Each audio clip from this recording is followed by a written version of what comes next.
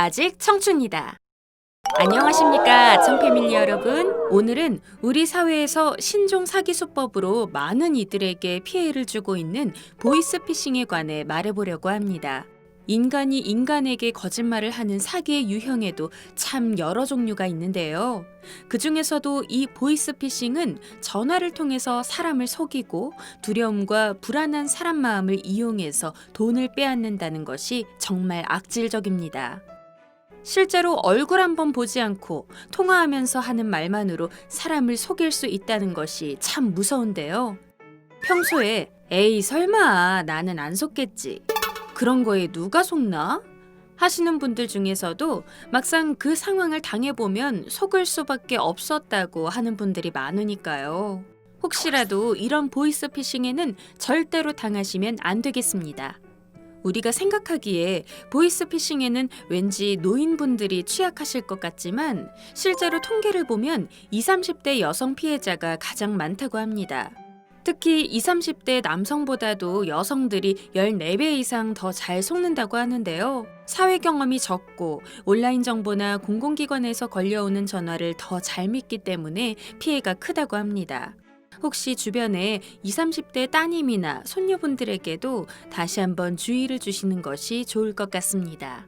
이렇게 젊은 여성분들과 노인분들을 타깃으로 해서 보이스피싱을 하는 수법이 많다고 하는데요. 노인 여성분들은 특히 더 조심하셔야겠죠? 그럼 지금부터 그 피해 사례와 예방법을 한번 알아보겠습니다. 2019년에는 70대 여성에게 갑자기 아들이 납치됐다는 한 통의 전화가 걸려오게 됩니다. 아들이 친구 빚 2천만 원을 보증 섰는데 친구가 갚지 않아서 아들을 납치했다는 겁니다. 아니, 마른 하늘의 날벼락도 아니고 갑자기 이런 이야기를 전화로 듣는다면 70대 노모가 얼마나 놀라고 충격을 받으시겠습니까? 건강에 이상이 없는 게 다행일 정도입니다. 노무는 전화를 끊자마자 은행으로 가서 현금 2천만 원을 찾아서 전화를 건 남성을 만나서 돈을 줍니다. 몇 시간 뒤 아들과 통화한 70대 여성분은 보이스피싱에 당했다는 것을 알게 되고 112에 신고합니다. 서울 방배경찰서는 보이스피싱 조직을 잡았는데 이들은 노모 말고도 다른 60대, 70대 여성들에게도 비슷한 수법으로 각각 4,500만 원, 1천만 원의 돈을 받았다고 하네요. 빼앗긴 돈을 돌려받았는지는 알려지지 않고 있습니다. 이런 케이스도 있습니다. 우체국 직원을 사칭해서 노인들에게 계좌 명의가 도용됐으니까 안전한 곳으로 옮겨야 한다면서 통장의 돈을 집안 냉장고나 TV 뒤에 놓으라고 한 다음에 집이 비어 있을 때 와서 가져갔다는 것인데요. 참 기가 막힌 일이 아닐 수 없습니다. 돈만 빼앗기면 다행일 수도 있습니다. 금융감독원 직원을 사칭한 보이스피싱에 속은 80대 남성은 600만 원을 빼앗기고 돈을 찾기가 어렵다는 것을 알고 나서 스스로 목숨을 끊는 일까지 있었다고 합니다.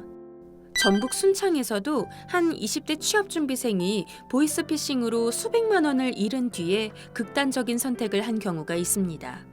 심지어 더 놀라운 것은 이 학생이 자살을 할 때까지도 그 전화가 보이스피싱이라는 것을 모르고 범죄에 연루되었다고 생각해서 두려움과 죄책감에 목숨을 끊었다는 것입니다. 이 학생은 대학 시절 다리가 불편한 친구를 4년 동안 돕기도 했는데요. 너무나 착하고 순수한 영혼이었기 때문에 자신이 공무집행방해로 수배되었다는 거짓말을 믿고 괴로워하다가 극단적인 선택까지 하게 된 것입니다.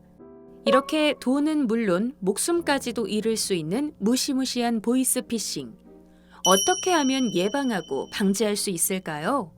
일단 모르는 사람이나 기관에서 현금 인출이나 입금을 하라고 한다면 무조건 의심부터 하고 당장 돈을 빼내거나 아무 곳에나 입금하지 않는 것이 중요합니다.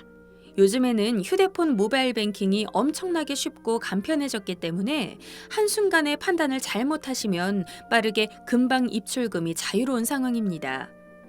지인들 거래나 온라인 쇼핑을 하실 때에도 확인, 또 확인, 다시 한번 더 잘 살펴보시고 계좌번호와 입금주가 그 회사와 정확히 맞는지 보시는 것이 좋고요. 하물며 모르는 사람이나 갑자기 연락이 올 일이 없는 검찰이나 금감원, 은행 등의 전화는 특히 의심부터 하시는 것이 필요합니다. 최근에는 많이 알려진 전형적인 보이스피싱 수법에서 벗어나 점점 특이한 이야기와 사연으로 사람들을 현혹시키는 변종 수법도 등장하고 있는데요. 모르는 사람이 은행 직원이나 기관이라고 말하면서 대출을 권유한다거나 휴대폰에 특정 모바일 앱을 깔라고 유도한다면 무조건 의심부터 해보는 것이 좋습니다.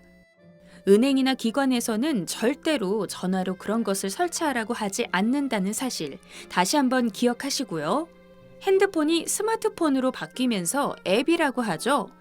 휴대폰에 어플리케이션 뭐를 깔아야 된다 이런 경우가 참 많아졌는데 휴대폰 안에 아무거나 잘못 설치를 하면 개인정보를 빼앗기거나 에러가 날 수 있습니다.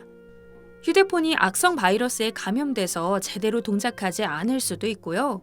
이렇게 되면 진짜 은행이나 금감원에 전화를 걸어도 다른 쪽으로 보이스피싱 사기를 치는 가짜 쪽으로 전화 연결이 잘못될 수도 있습니다. 금융감독원에서 운영하는 보이스피싱 지킴이 사이트에서는 보이스피싱을 기술적으로 방지하는 서비스들도 제공하고 있는데요. 일정 시간이 지나고 나서 입금이 되는 지연이체 서비스, 지정된 계좌로만 입금이 가능한 입금 계좌 지정 서비스, 특정한 단말기에서만 거래가 가능한 단말기 지정 서비스, 국내 사용 IP가 아니면 이체가 차단되는 해외 IP 차단 서비스, 본인 확인 절차를 더욱 강화하는 개인정보 노출자 사고 예방 시스템 등이 있습니다. 혹시라도 보이스피싱이 염려되시는 분들은 은행이나 공식 기관에서 이런 서비스들을 제공하고 있으니까요. 사용하시는 것이 좋겠습니다.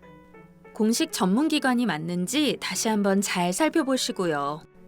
저축은행 창구에서 근무하던 직원은 어느 날 장기 고객인 어르신이 정기예금을 모두 해지하고 현금 5천만 원을 인출하는 것이 수상하다고 의심되어 경찰서에 신고하여 피해를 막기도 했습니다. 고객의 수상한 표정과 답변, 그리고 누군가와 계속 통화를 하는 모습 등을 의심하고 금융사기 대응 매뉴얼에 따라서 대처함으로써 고객의 소중한 자산을 지킬 수 있던 것인데요. 은행이나 우체국, 금융기관 등에서도 보이스피싱을 막기 위해 자체적, 지속적으로 계속 보이스피싱 교육을 하고 있고 실제로 도움이 되는 사례들도 나오고 있어서 감동적입니다. 마지막으로 정말 만에 하나의 경우라도 보이스피싱을 당하셨다면 빼앗긴 돈을 찾을 수 있는 방법도 없으시다면 이미 지나간 일이니 너무 본인 스스로 속았다고 자책하시거나 괴로워하시지 마시길 바랍니다. 인생은 단 한 번, 아직 청춘이다. 오늘 하루도 건강하고 행복하게 보내시길 바라며 재미있고 유익하게 보셨다면 좋아요, 구독 꼭 누르시는 것도 잊지 마세요.